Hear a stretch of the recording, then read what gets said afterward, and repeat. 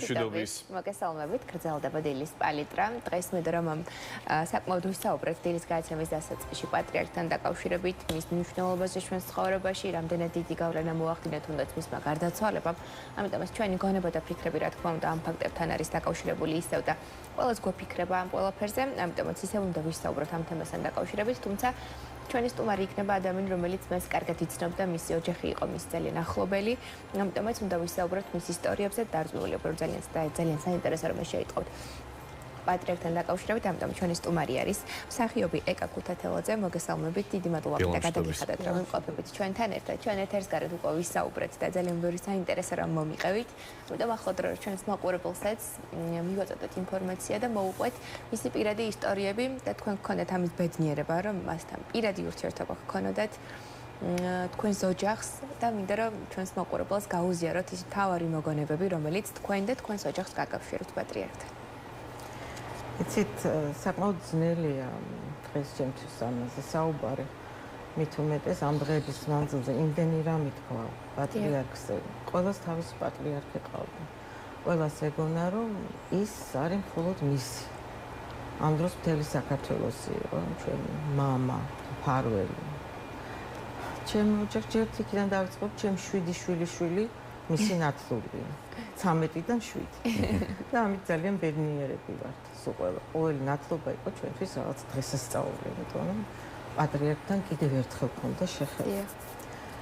გარდა ამისა, ჩემი მეუღლე იყო მღვდელი და როცა აკურთხეს, აი მის შემდეგ უკვე დაიწყო ჩვენი ესეთი ურთიერთობა, ძალიან თბილი და წარმოგიდგენთ, როგორც ოჯახის ბაბუა, ოჯახის მამა, აი ესეთი ურთიერთობა ქონდა, იმიტომ ჩემი ორი ვაჟი იყო პატრიარქის ტიქაროსანი. უფროსი არჩილი, რომელიც უკვე დიდი იყო და 19 წლის იყო, 18 წლის და უმცროსი, რომელიც იყო სულ 5 წლის, მეტის არა. და ძალიან უყვარდა ეს ალექსანდრე, იმიტომ რომ თმა არ ევარცხებოდა და ის ქონდა ზოგი მასალითება და დილას წირვა როცა იყო სიონში, დილის წირვაზე თხოვდა ხოლმე რომ ეგებ დახვდეს ალექსანდრეს რომ ხედავსო, მე ისეთ კარგ ხასიათზე დგება პატრიარქი, რომ ჩვენც ყველას გვიხარია და ალექსანდრე დახვდებოდა ხოლმე ჯვრით ლანგარზე დადებული და რომ დაინახავდა აბურძნულ ალექსს და გადაუსვამდა თავსახელს და ღიმილით შედიოდა ტაძარში. ტრადიცია იყო შეიძლება. იყო ხო, თხოვნა დანარჩენი მეგობრებს რომ ეგება დახვდეს და კარგ ხასიათზე იყოს. როგორც მახსოვს მითხარით, ერთ-ერთი პირველები იყვნენ თქვენი შვილები, სტიქაროსნები, ესე რომ თქვათ ხო? არა, უმცროსი იყო, ყველაზე ესე პატარა, ყველაზე უმცროსი. მაშინ ესე არ იყო ბევრი სტიქაროსანი, თან პატარებიო, 5 წლის იყო, წარმოიდგინეთ და იმდენად იცოდა უკვე ყველაფერი, X-ებს ასწავლიდა უფროსებს, რომ ესე კი არ უნდა გააკეთო, ეს ასე უნდა იყოს და აი, ახლაც ჩანს ფოტოზე, არის ჩემი მაზლია, რომ ერთ-ერთი დღე იყო ამაღლების დღესასწაული, აი ზუსტად ის ფოტო გამოჩნდა და ხშირად ამოდი უკვე ამაღლების ტაძარში როცა გადაეყარის ჩემი მეუღლე წინამძღვრად. ძალიან ხშირად ამოდიოდა ამაღლების დღესასწაულებზე ყოველთვის. და რა თქმა უნდა ხდებოდით არაჩვეულებრივი ყვავილებით, დიდი სიყვარული და ერთ-ერთი ასეთი დღის შემდეგ წირვის დროს უცებ გამოდის პატრიარქი და ამბობს, რომ მე დღეს უნდა დავაჯილდო მამა ნიკოლოზი.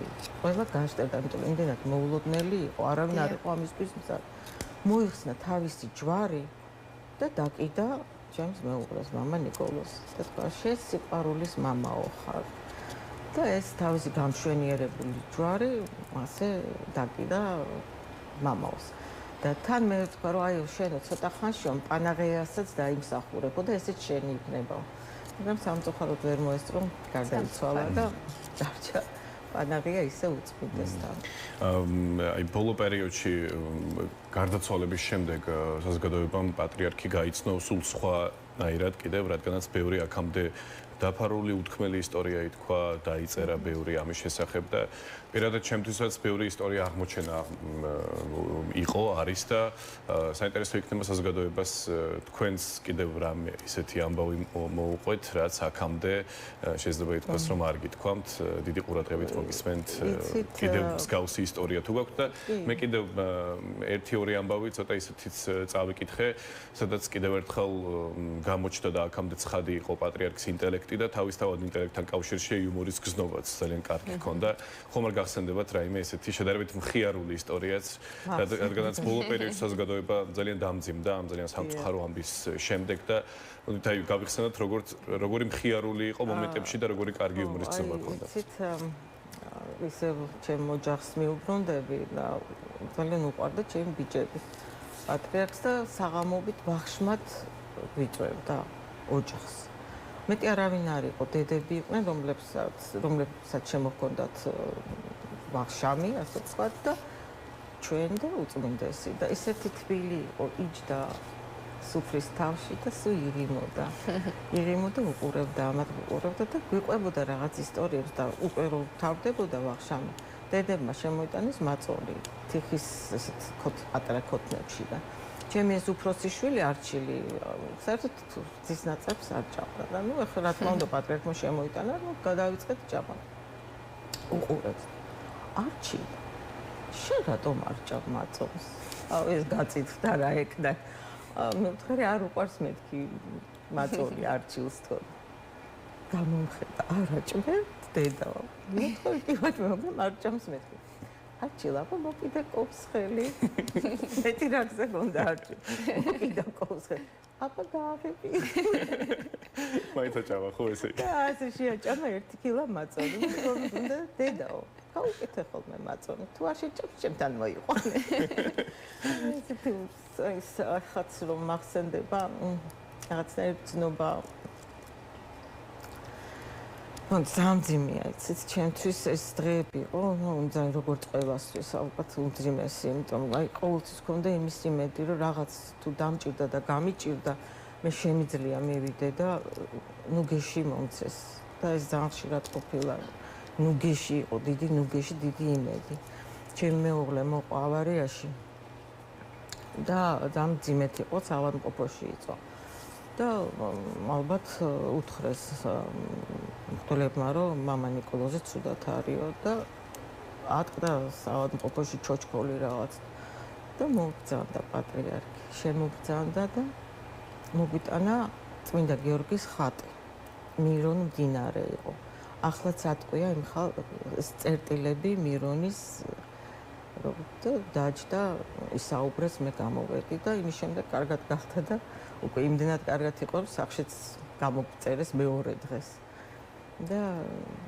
რა ვიცი საერთოდ გემნით ისეთი მე მქონდა თვითონ ბრძოლები იმიტომ რომ მსახიობი რო ხარ სულ ამბობდი ხარ რა სიტყვიან ახლა მაინც მრევლი ჭრელია სხვადასხვა ადამიანების სხვადასხვა აზრები აი როგორ მღვდელი და მისი ცოლი მსახიობი გასცენა აი როგორ ეს მაშინ უფრო იყო რა თქმა ის ამბავი და 30-35 წლის წინანდელ ამბავს როგორ შეიძლება რომ ეს ძალიან ისეთი გაურება მქონდა და ერთხელაც მიბარებენ რომ პატრიარქი გიბარებსო და მარტო მოდიო მივედი რა თქმა უნდა და ძალიან შეწუხებული შენ ვინმე გიშლის რამესო არავინ არაფერს არ მიშლის რა უნდა უთხრე რატო გაქვს ეს გაურებაო არ ვიცი ხა თვითონ გრძნობდა ამას ყველაფერს ხა მე არ მისულა რომ დამეჩივლა რომ იცით რამე რაღაცა არა თვითონ გრძნობდა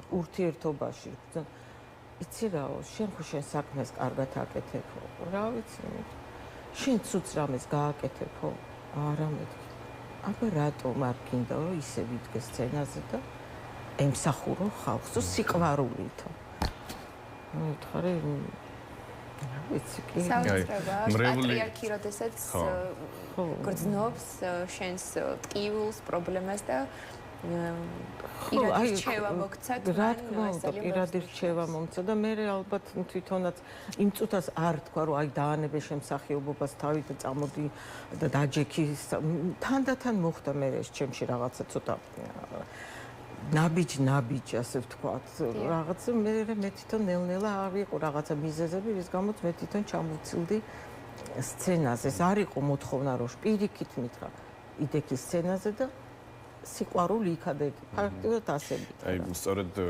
მართალი ბრძანეთ, სიყვარული უნდა იქადაგოთ და იქადაგოს ზოგადად მღვდელმა და მისმა ნათელი მაგალითი იყო პატრიარქი, ის კადრები, რაც იხილა საზოგადოებამ, არაოფიციალურ მოცემებით ყოველ შემთხვევაში ამ დროისთვის, რაც ვიცით, 1.400.000 ადამიანი იყო მისული ამ დღეების განმავლობაში და პროცენტული მაჩვენებლით თუ კი ავიღებთ ქვეყნის ტერიტორიის მოსახლეობის რაოდენობის 40% დაახლოებით იყო მისული მის გამოსამშვიდობებლად და ეს ნიშნავს კიდევ ერთხელ იმას, რომ მან სიყვარული და პატივისცემა მიიღო არა მხოლოდ მართლმადიდებელი მორწმუნეების მხრიდან, არამედ სხვა რელიგიური და ეთნიკური უმცირესობების წარმომადგენლობის მხრიდან და ეს კიდევ ერთხელ ცხადყოფს იმას, რომ განსაკუთრებული დაფასება მიიღო და ეს ყველაფერი მისი 49 წლიანი ღვაწლის შედეგია, რაც უკავშირდება მხოლოდ და მხოლოდ სიყვარულის თესვას. თქვენ თუ გახსენდებათ მსგავსი ისტორია მორიგი, სადაც ალბათ ბევრი ისტორია, მაგრამ აი რაღაც გამორჩეული ამბავი ისეთი, სადაც კიდევ ერთხელ შეგვიძლია ვისაუბროთ მის კაცმოყვარეობაზე, ამ ჰუმანურ ბუნებაზე და ზოგადად იმაზე, რომ ყველა კუთხით ყოველთვის ცდილობდა, რომ ადამიანში მხოლოდ კარგი ენახა და სხვებსაც ამას მოუწოდებდა. დიახ, როგორ არა ეს თვალხილული იყო. ვინც ხედავდა და ვინც ვერ ხედავდა, დღემდე ვერ დაინახავს ამას. მე მაინც გონია, რომ შეუძლებელია ამის არ დანახვა, ძალიან რთულია ყოველ შემთხვევაში. არ დანახვა რთულია ნამდვილად, მაგრამ ამას არც გაჟის ალბათ მომავალი თავობა. როგორ გითხრათ, ეს იყო სიკეთის და სიყვარულის მთესველი ადამიანი. ცოცხალი წმინდანი, თავისუფლად შეიძლება ამის თქვა, ახლა ჩემგანა არ გამოვიდეს ესეთ კადნიერებაში, მაგრამ იცით რა ქონდა, აი რაღაც გადამდები იყო, აი მის გვერდზე როცა იდექი, შორიდანაც აი რომ ხედავდი, რაღაცა გეუფლებოდა, რაღაცა სულ სხვა აღმატებული გრძნობა. გეგონდა რომ შენც ისეთი კარგი იყავი, როგორც მას უნდოდა რომ ყოფილიყო, სამწუხაროდ ალბათ ასე არ იყო. მარტო მე არა საერთოდ აი იცით რა იმ ურთიერთობაში რაც ჩვენ გქონდა მცირე ურთიერთობაში მე არ ვარ თუ ძალიან ძნელია იცით ამის თქო მე მარტო მე არა ყველას იგივე გრძნობა ქონდა რომ ის ჩემია მხოლოდ ჩემი არ იყო ასე ყველასი იყო ყველასთან პოულობდა აი იმ საერთოს რაღაც ბავშვთან ბავშვი იყო ხო გეუბნებთ ალექსანდრესთან გიждდებოდა ალექსანდრე ისე უყვარდა რეფერებოდა საოცრად უფროსთან უფროსი იყო, მოხუცთან ისეთივე მოხუცი ხდებოდა, ანუ გეშევდა თქვენ ძალიან ხშირად იყო, როდესაც სიონში მსახურს იყო მაშინ ესეთ იჯდნენ კიბეებზე და თხოვნდნენ მოწყალებას. ძალიან ბევრჯერ ყოფილა მე თვითონ რაც მინახავს და თვითონ დაუვალებია, რომ აი მიდით აი ეს რაღაცა დაურიგებდა ყველას თანაბრად. გამორჩევა არა თანაბრად ყველას დაურიგებდა იმ მოწყალებას და როგორ გითხრათ აი რაღაცა სხვა მოხდა იცით რა მქონდა აი იმედი სულ რომ აი ხონო რამდენიმე წელი ახლა ესე როდესაც ალბათ იყო პანდემია მე არ მქონია ურთიერთობა არც მისულა არც ვიკადრე რაღაცა მიმეტანა ხო დავაბრალებდი ჩემ თავს და საერთოდ არ ვიცი რა დამემართებოდა მაგრამ რა არის იცით აი სულ ცდილობდი რომ ვიცოდი უბრალოდ რამე რომ გამჭირვებოდა ხო გეგულებოდა იმედი ყავდა იმედი მყავდა ქონდა კი არა მყავდა რომ მივიდოდი და აი ჩემ რაღაც გულის ტკივილი თუ ჩემ განცდებს და მიიღებდა უსიტყვოდ არ დამჭირდებოდა ეგ მოყოლა რაღაც რამჭირს, აი რომ მიხვიდო უკვე ხდებოდა ყველაფერს. დიახ, მან არაერთხელ განაცხადა აქამდე რომ ისე არ წავიდოდა რომ საქართველოს გამხლიანებული არ ენახა. მე ეთერის დაწყისში ვთქვი რომ ბევრმა შეიძლება ეს პირდაპირ გაგებით მიიღო გულისხმობ ტერიტორიულ გამხლიანებას. დიდი იმედი ვიქონიათ რომ ეს ასეც მოხდება, თუმცა ამ ეტაპზე რა საზოგადოება მიხილა ეს თუ არ არის გაერთიანება, მაშინ რაღა არის ამდენი ადამიანი ერთად მიუხედავად ბევრი გამყოფი ფაქტორისა, პოლიტიკური კუთვნილებისა, ასაკისა, სქესისა, ყველა ერთად იდგა და ღირსეულად გააცილეს პატრიარქი ბოლო გზაზე. თქვენი აზრით ეს რომ ენახა მას რა სიტყვა და ენახა ხედავს კიდევაც, თუმცა როგორი იქნებოდა მისი რეაქცია? სიყვარულმა გააერთიანა, უწმინდესის სიყვარულმა გააერთიანა და ეს იცოდა. დარწმუნებული ვარ და ხედავს ახლაც კიდე და იღიმება ალბათ თავისი მომაჯადოებელი ღილი. ისიც ამოწესებს, რა თქმა უნდა, თქვენ ახსენეთ, რომ ბოლო წლების განმავლობაში მას არ შეხვედრიხართ, მაგრამ ბოლო შეხვედრა თუ გახსოვთ? სულ ბოლო შეხვედრა იყო ეტყვით ახლა. ჩემი მეუღლე რო გარდაიცვალა, მაშინ მობრძანდა და იმის მერე რა თქმა უნდა კიდე ამაღლების დღესასწაული იყო და კადრებიც არის ზუსტად საფლავზე მოვიდა უწმინდესი თვითონაც უკვე უძლურად შეტყობებით ისე იყო რამთლად არა და ესე საფლავზე მოვიდა და იქ ნახე უწმინდესი და მაშინ თქვა წავიდა ჩვენი სიყვარულის მამაო და აი ლოცულობ მის საფლავთან მილოცა და აი ეს დამთავრდა. კიდე ერთის მქონდა ბევრი რაღაცებია მოსაგონარი, მაგრამ იცით რა, აი ძალიან ბევრი ისეთი ცოტა პირადული რაღაც, რაც არ მინდა რომ დავუშვათ ვილაპარაკო იმაზე, იმიტომ ყველას რაღაც უნდა დარჩეს თავისი და ხელშეუხებელი უნდა იყოს. ერთხელ ასე იყო დამიბარა და შენო შეგიძლია გააკეთო ასეთი სცენარიო დასაბამიდან დღემდეო საქართველოს ისტორიის მიხედვითო, ну იქ რა თქმა უნდა ლექსები და იმედ შემიძლია გამეხარდა, იმიტომ რომ რაღაც სტიმული გაქვს იმისთვის, რომ იმუშაო და თავი მოაწონა, ხო? ყველას სურვილი ქონდა, რომ რაღაც თავი მოაწონოს უწმინდეს და ასე ამოვნოს. და დავწერე დასაბამიდან დღემდე. ну იქ პატრიარქის ეპისტოლეებიდანაც არის ამონარი და მაგრამ მაშინ ისე მოხდა რაღაცა მხელის შეგვიშალა და ვერ გავაკეთეთ.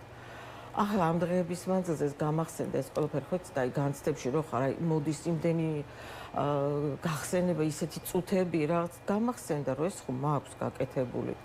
მოვძებნე და ახლა ვფიქრობ თუ ღვთისნება იქნა გავაკეთო ჩემ სტუდენტებთან და ნახოთ რა გამოვა და თუ გამოვიდა ისეთი ღირსეული როგორი ღირსიც არის ჩვენი უწმინდესი და უნეტარესი, მაშინ თქვენც მოგიწევთ. აუცილებლად დაველოდები და დარწმუნებული ვარ გამოვა და ძალიან საინტერესოც იქნება რომ ახლა განახორციელებთ იმ ძველ ჩანაფიქრს, ეს ძალიან სენტიმენტალურიც არის და ძალიან მნიშვნელოვანი. რაც უკავშირდება უწმინდესის სურვილსაც ბუნებრივია, ხო.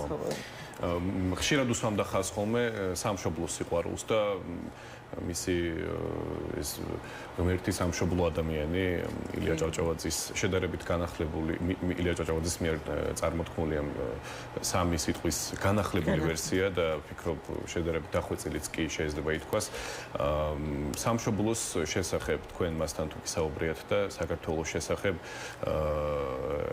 როგორ წუხდა რა უნდოდა როგორ წარმოედგინა სწორედ ეს რაც დამავალა არის სამშობლოზე დასაბამიდან როგორ დაიწყო ჩვენი განვითარება ქვეყნის და სადამდე მოვედით.